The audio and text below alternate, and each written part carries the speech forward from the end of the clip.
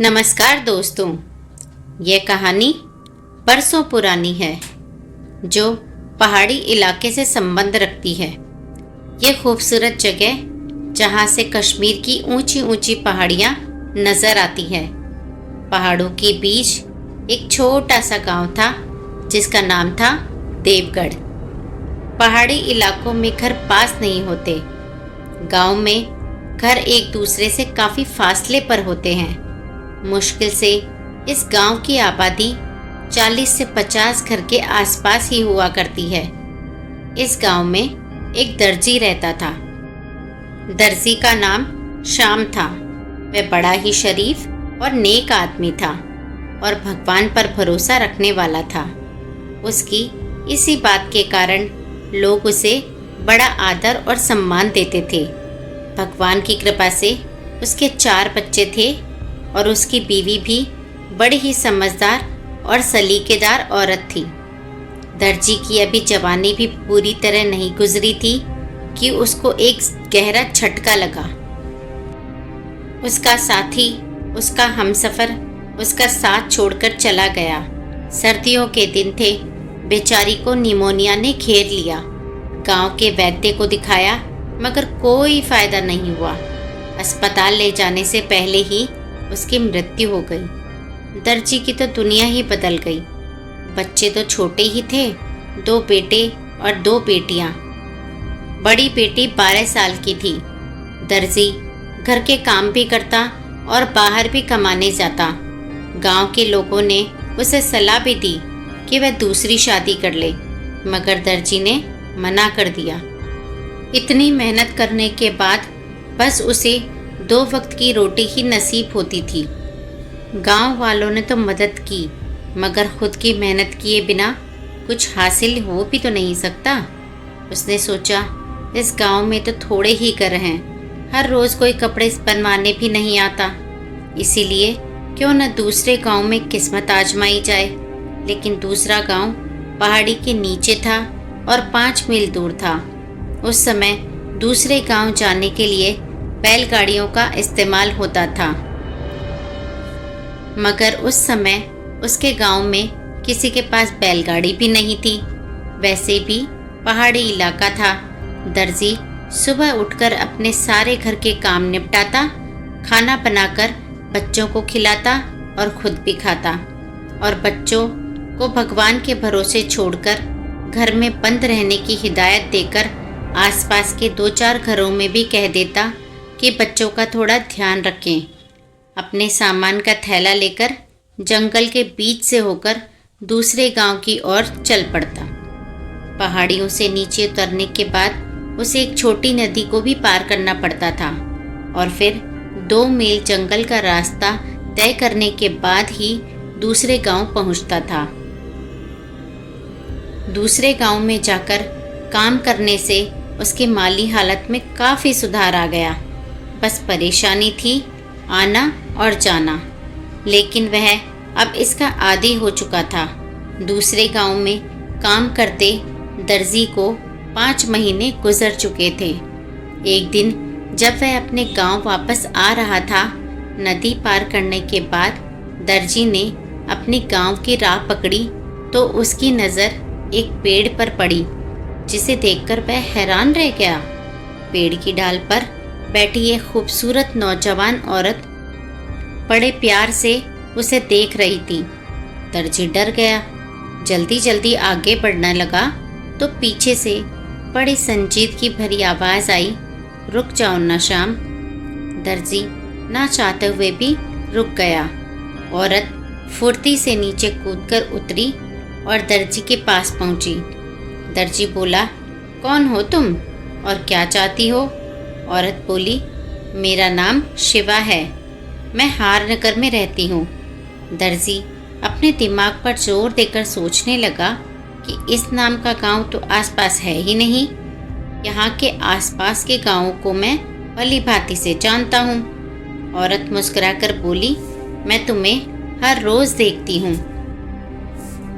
आज बात करने का मन चाहा तो चली आई। दर्जी बोला, मेरे घर मेरे बच्चे राह देखते होंगे, मुझे जल्दी जाना है। मेरे पास अब बात करने का समय नहीं है। दर्जी इतना कहकर आगे चलने लगा। घर गया और खाना बनाकर बच्चों को खिलाकर सो गया। उसने इस घटना के बारे में ज़्यादा नहीं सोचा।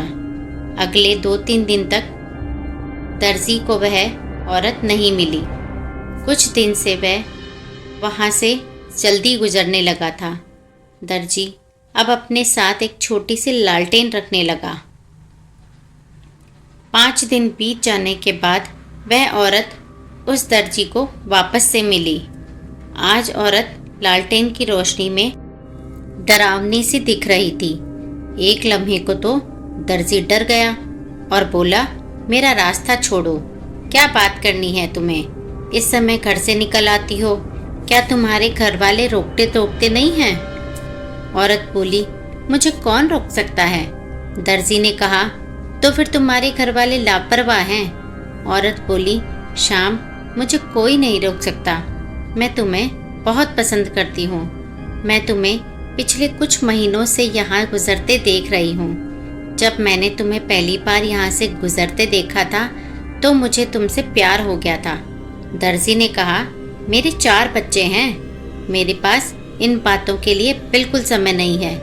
औरत बोली, शाम, तुम कुछ ना कहो, मैं तुम्हारे बारे में सब जानती हूँ। क्या तुम मुझसे विवाह करोगे? इसकी इस बात पर दर्जी हक्का बक्का सा रह गया। वह बोला, मैं तुम्हें जानता तक नहीं, शादी की बात तो बहुत दूर की है। मैं बड़ी मुश्किल से मेरे बच्चों का पेट पालता हूँ। शादी का बोझ उठाना अब मेरे बस की बात नहीं। औरत बोली, अगर तुम मुझसे विवाह कर लोगे तो तुम्हारे घर की हालत अच्छी ही होगी। दर्जी ने कहा, अरे वाह, तुम्हारे पास कोई जादुई चिराग है।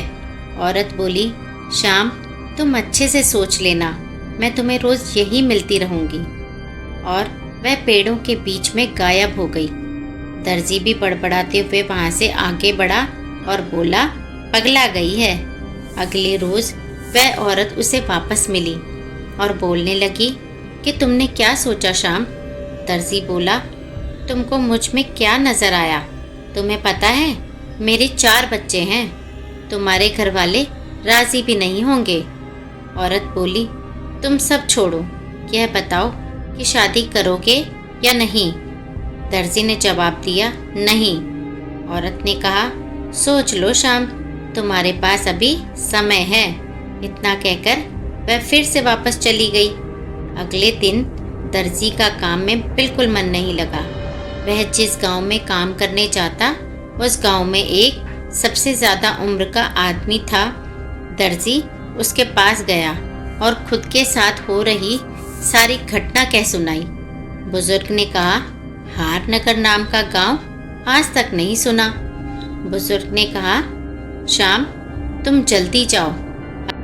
अगर आज वह तुम्हें मिले तो बातों बातों में उसकी आंखों को गौर से देखना कि वह अपनी पलकें झुकाती है या नहीं। एक बात और, तुम उसके पाँव भी देखना, कहीं उसके पैर उल्टे तो नहीं हैं। कल आकर तुम मुझे यह सब बात बताना। इतना कहकर बुजुर्ग कुछ सोचने लगा। दर्जी ने इतना सुना और अपने गांव का रास्ता पकड़ लिया। नदी पार करके जब वह जंगल में गया तो वह औरत उसे वहीं पर बैठी मिली। वह पेड़ से नीचे उतरी और शाम के पास आ गई और बड़े प्यार से बोली, तुमने आज थोड़ी देर कर दी? शाम बोला, आज काम ज़्यादा था ना, इसीलिए। और उसकी आंखों को ध्यान से देखने लगा। उसकी आंखों में एक अजीब सी चमक थी और साथ साथ दहशत भी थी। दर्जी को एक बार तो चक्कर आ गया। फिर वह अपने आप को संभालते हुए उसके पैरों की तरफ देखने लगा, लेकिन उसके लंबे लहंगे की वजह से वह उसके पैरों को नहीं देख पाया। उसने तुरंत सोचा और बोला, अरे, मैं आज तुम्हारे लिए पायल लेकर आया हूँ। इतना कहकर वह अपने थैले में कुछ ढूंढने लगा। औरत ने खुशी से अपना लहंगा ऊपर किया और बोली, लाओ तो शाम, जल्दी से मुझे पायल पहना दो। शाम ने जब उसके पैर देखे तो उसका मुंह खुला का खुला ही रह गया। अपने आप को संभालते हुए जल्दी से बोला, अरे लगता है दुकान पर ही भूल आया हूँ, कल लाऊंगा। औरत ने खुशी से कहा, ठीक है, शाम कल ज़रूर लेकर आना, मैं तुम्हारा इंतज़ार करूँगी। इतना कहकर औरत पेड़ों के झुंडों में चली गई। दर्जी जल्दी जल्दी हाँफते हाँफते अपने घर पहुँचा। सब काम खत्म करने के बाद वह चारपाई पर लेटा तो सारी रात उसे नींद नहीं आई। अगले रोज़ अपने काम को निपटा दूसरे गांव पहुंचा तो सीधा बुजुर्ग के पास गया और कल की सारी घटना बताई। बुजुर्ग ने कहा, मुझे जिस बात का डर था वही हुआ। दर्जी बोला, क्या मतलब? बुजुर्ग बोला, उसने तुम्हें अपने गांव का नाम हारनगर बताया है। उसने अपनी दुनिया के गांव का नाम तुम्हें बताया है। उनकी अपनी एक दुनिया होती है, कभी कभी गलती से वो हमारी दुनिया में आ जाते हैं। दर्जी बोला, जी आप बताइए, मुझे कुछ समझ नहीं आ रहा। बुजुर्ग बोला, तुम जिसे समझ रहे हो दरअसल वह एक चुड़ैल है जो तुमसे सच्ची मोहब्बत कर बैठी है। बुजुर्ग की बात सुनकर दर्जी के चेहरे का रंग ही उड़ गया। बोला, मैं क्या करूं? बुजुर्ग बोला, वह तुम्हें नुकसान भी पहुंचा सकती है अगर तुम उसका कहा नहीं मानोगे। तो दर्जी बोला, तो फिर मैं क्या करूं? बुजुर्ग ने कहा, तुम उसे मीठी मीठी बातों में उलझाकर उसके बाल काट लेना और फिर वह तुम्हारे कब्जे में हो जाएगी। फिर वह कभी तुम्हारे खिलाफ नहीं जा पाएगी। हाँ, मगर याद रखना, कटे हुए बाल कभी उसके हाथ नहीं लगने चाहिए। ऐसी जगह बालों को छुपा देना जहाँ वह उन्हें ढूंढ न पाए। दर्जी बोला, मैं उसे गुलाम नहीं बनाना चाहता बल्कि अपना पीछा छुड़ाना चाहता हूँ। बुजुर्ग बोला, उससे छुटकारा पाना इतना आसान नहीं है। तुम उससे प्यार भरी बातें करो जिससे वह तुम्हारे काबू में आ जाएगी और तुम्हें सब कुछ बता देगी। मेरी मानो तो ऐसा करके देखो। इसके अलावा वह तुम्हें हर हाल में बर्बाद कर देगी अगर तुम उसके कहे अनुसार नहीं चलोगे। अब दिन भर दर्जी सोचता रहा और शाम को अपने गांव की तरफ चल पड़ा। आज वह औरत उसे उसी जगह पर मिली। आज वह और भी खूबसूरत लग रही थी। दर्जी ने उसे जाहिर नहीं होने दिया कि उसके मन में क्या चल रहा है। दर्जी ने उस औरत से कहा, आज मैं तुम्हारी पायल लेकर आया हूँ। ऐसा कहकर अपने थैले को ज़मीन पर रखकर उसे टटोलने लगा। तभी वह औरत पायल देखने के लिए झुकी। दर्जी ने अपनी कैंची से उसके चेहरे के पास लटकती बालों की लट को झट से काट लिया। औरत अब ज़ोर ज़ोर से रोने लगी और अपने भयानक रूप में आ गई। दर्जी को बड़ा डर लगा। औरत बोली, शाम, तूने मेरे साथ धोखा किया है, मेरे प्यार का फ़ायदा उठाया है। मैं तो वैसे भी तुम्हारी गुलाम थी, तुमने मेरे बाल काटकर अच्छा नहीं किया। दर्जी बोला, तो पहले तुम अपने उसी रूप में आओ और अपने बारे में सब बताओ। औरत अपने खूबसूरत रूप में दर्जी के सामने आई और कहने लगी, मेरा नाम शिवा है, हमारी बस्ती का नाम हारनगर है। एक दिन मैं घूमते हुए इधर से निकली और मैंने तुम्हें देखा तो देखती ही रह गई। अब तो मैं तुम्हारी गुलाम हूँ, बताओ तुम्हारे लिए क्या कर सकती हूँ। दर्जी ने कहा, अब मुझे तुमसे कोई खौफ नहीं है, मैं तुम्हें अपने घर ले जा सकता हूँ, मगर मेरे बच्चों के सामने अपने असली रूप में कभी आने की ज़रूरत न करना। कभी मेरे बच्चे तुम्हारे उल्टे पांव देखने न पाएं और गांव में भी तुम्हारे बारे में किसी को भी पता न चल पाए, वरना तुम जानती हो तुम मेरे काबू में हो। औरत बोली, हाँ मैं जानती हूँ, अगर तुम मेरी बाल भी न काटते तो भी मैं तुम्हारा हर कहना पूरा करती। मुझे तुम्हारी हर बात मंजूर है, मैं तुम्हारे साथ चलने में खुश हूँ। दर्जी ने कहा, मेरा तुम्हारा कोई रिश्ता नहीं, मेरे बारे में कोई गलत ख्याल अपने मन में भी मत लाना। औरत ने कहा, जो हुक्म। शाम बोला, चलो मेरे साथ। वह दर्जी के साथ चलने लगी। घर पहुँचे तो उसकी बेटी ने पूछा, पिताजी यह कौन है? दर्जी ने कहा, बेटा ये तुम्हारी माँ है। बच्चे घर में माँ को पाकर बड़े खुश हुए। शाम खाना बनाने लगा तो औरत बोली, आज से तुम खाना बनाने के झंझट से आज़ाद हो। घर के काम की सारी जिम्मेदारी मेरी है। अब तो सच में दर्जी की दुनिया ही बदल गई। अब घर के काम अपने आप होने लगे। दर्जी ने अपने बच्चों को सख्ती से कहा कि माँ के बारे में बाहर किसी को नहीं बताना।